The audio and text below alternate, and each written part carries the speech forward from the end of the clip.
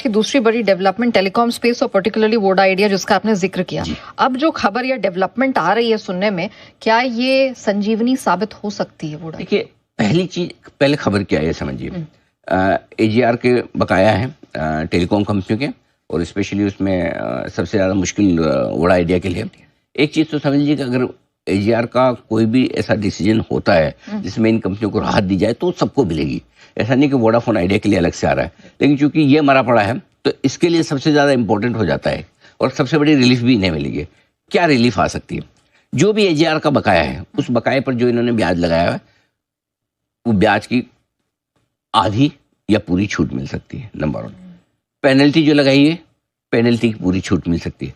Penalty नहीं भरने की वजह से जो पेनल्टी पर इंटरेस्ट लगाया है उसकी पूरी छूट मिल सकती है। तो पेनल्टी छोड़ देंगे, पेनल्टी पे इंटरेस्ट भी छोड़ देंगे, लेकिन ओरिजिनल ब्याज है वो पूरा छोड़ेंगे, आधा छोड़ेंगे, कम छोड़ेंगे, ज़्यादा छोड़ेंगे, वो अलग बात है। एजीआर तो देना पड़ेगा, उसको दिए बगैर काम नहीं चलेगा। लेकिन 70-75 हज़ार की लाइबिलिटी अगर आपकी 30-35 हज़ार 40 हज़ार करोड़ के बीच में आ जाती है और उसके बाद उसको उसमें ये कह दिया जाए कि अब आगे आपको ब्याज नहीं मिलेगा, लगेगा 5, 10, 15, 20 साल जो भी इन्हें टाइम मिले, उसमें धीरे धीरे आप इसे पे करते रहिए, कंपनियां खुश हो जाएगी, स्पेशली वोडाफोन है। तब ये आपके पास एक कंफर्मेशन लेटर आ जाएगा कि अब ये कंपनी मरेगी नहीं। और क्यों नहीं मरेगी और क्यों नहीं, सरकार क्यों करना चाहती है सुप्रीम कोर्ट के वापस सिक्योरिटी पिटीशन लौटाने के बावजूद? सिंपल सी चीज़ है, 32-33% हिस्सेदारी बिरला जी की है, 32-33% भारत सरकार की, 32-33% वोडाफोन की है। अब भारत सरकार अगर एजीआर लेने के लिए, चलो ले लूंगा मैं तो नहीं छोड़ूंगा, तो क्या होगा? एक पॉकेट से लेके आप दूसरी पॉकेट में डाल रहे हो, लेकिन आपकी एक कंपनी मर गई जिसमें आपकी इक्विटी है, वो जीरो हो जाएगी।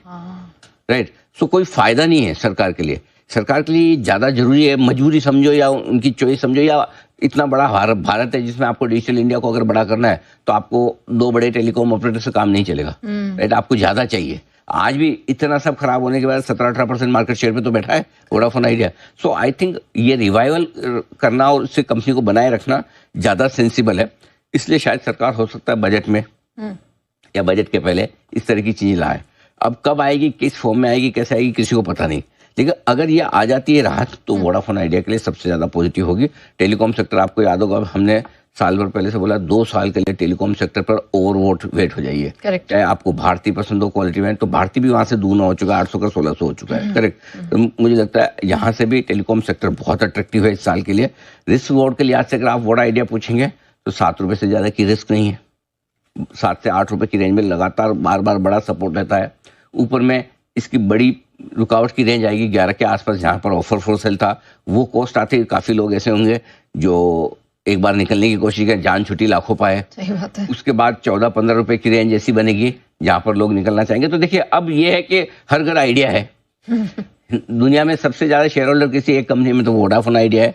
तो हर एक भाव पे बाइंग सेलिंग दोनों होती है। खरीदने वालों के मुंह में पानी आता है, 9 का 10 जल्दी हो जाता है, और बेचने वालों को भी पता है कि कभी भी बड़ी खबर पे बेचो वापस मिलता है। तो ये वो ऐसा स्टॉक रहेगा जो दोनों तरफ आपको रहेगा, लेकिन यहाँ से रिस्क रिवॉर्ड रेशियो थोड़ा इसके लिए फेवरेबल बनता हुआ दिखता है। पहले वोडाफोन आइडिया लिख लीजिए, 9 रुपए के स्टॉप लॉस से खरीदा जा सकता है। 9.50, 9.70 और 9.95 के टारगेट के लिए यहाँ खरीदारी करने का मौका है ट्रेडिंग के लिहाज से। जिनके पास पुराना पड़ा है होल्ड करें। जिन्हें चूंकि नीचे आने के बाद बड़ा डर लगा है ये, और अगर आप हल्का होना चाहें तो आप हल्के होते हुए दिख सकते हैं।